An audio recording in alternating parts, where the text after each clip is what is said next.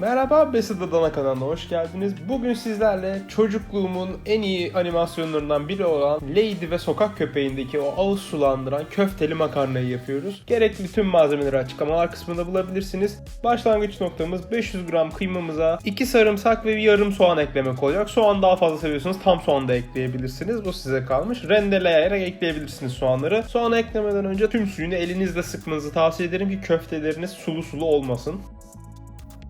Yarım demet maydanozu ince ince kıymaya başlıyoruz. Eğer bütün severseniz çok hemen böyle bir kesip de geçebilirsiniz. Size kalmış. Filmde var mı gözükmüyor ama ben daha fazla tatlandırması için ekledim. Sonuçta biz de kendimize göre bir şeyler katabiliriz. Köftemizin bütünlüğünü tutabilmesi için bir avuç kadar galeta unu ekliyoruz. Bir yumurta üzerine kırıyoruz ve bir çay kaşığı acı biber ve göz kararı kekik ekleyebilirsiniz. Nasıl isterseniz, bu baharatlar size kalmış. Tuz ve biberi unutmadan da ekliyoruz. Daha sonra gizli malzememiz olan parmesan koyuyoruz. Ya da parmesan bulamıyorsanız tulum peyniri koyabilirsiniz dondurup rendeleyerek. Bende yaklaşık bir 300 gram kadar parmesan vardı. Parmesan ne kadar koyarsanız o kadar güzel olacaktır eğer parmesanı seviyorsanız. Sevmiyorsanız tabii tartışılır bu. Bu İtalyan köftesi yüksek ihtimalle filmde gözüken. Ben ona benzetmeye çalıştım. Size kalmış o. Köftelerimizi top top yapıyoruz ve büyük şene toplar yapıyoruz ki filmdeki görüntüyü elde edebilelim. Bu büyük topları yaptıktan sonra 170 derecede yaklaşık 20-25 dakika kadar pişireceğiz. Yarısında köftelerinizi çevirebilirsiniz ki alt tarafı da güzel kızarsın üst tarafıyla birlikte. Daha güzel görüntü oluşur. Domates sosumuza geçiyoruz. Yapmamız gereken şey 2 büyük pembe domatesi küp küp doğramak olacak. 2 tane diş sarımsak lazım olacak ve sosun içine koymayacağım. Sadece böyle yağda biraz gezdirip aromasını vermesi için fesleğen yaprağına ihtiyacımız olacak ve bolca zeytinyağına ihtiyacımız olacak. Zeytinyağını kızdırdıktan sonra sarımsakları içine atıyoruz ve biraz kızartıyoruz diyeceğim burada.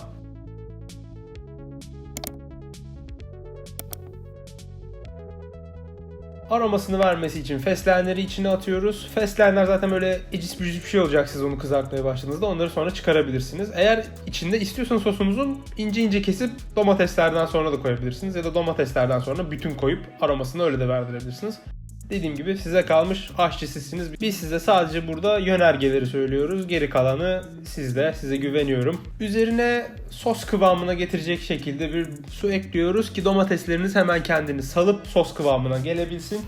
Siz kaynattıkça zaten domatesler kendini bırakacaktır. Eğer hala bırakmadıysa ve sizin de aceleniz varsa bir el blenderıyla hemencecik ufacık çekebilirsiniz. Eğer çekmek istemiyorsanız da biraz pötürlü olsa da sıkıntı olmaz sonuçta. Sizin makarna sosunuz da öyle olabilir. Tuzunu ekliyoruz. Biraz şeker ekliyorum ben bunları çünkü gerekiyor bence tadını biraz daha çıkartmak için. Biberini falan da ekledikten sonra yaklaşık bir yemek kaşığı kadar salça ekleyip o da biraz rengini koyulsun diye pişmeye bırakıyoruz. Uzun ve kısık ateşte pişirirseniz daha güzel olur ama zamanınız yoksa da hemen pişirmeye başlayabilirsiniz. Biraz koyulduktan sonra köfteleri içine atın ve köftenin o bıraktığı yağı da mümkünse alıp sosun içine atın. Daha güzel bir tat versin sosumuza. Makarnamızı haşladıktan sonra, kusura bakmayın bu sefer biraz üşendik, makarnayı kendim yapmadım. Sizden özür diliyorum bu konuda. Bir tavaya sosumuzu ve makarnamızı alıp karıştırıyoruz. Tavada makarna sosunu karıştırırsanız çok daha güzel olur. Makarnayı pişirdiğiniz tencereye sosunuzu atmayın. Böyle bir tavsiyem olsun.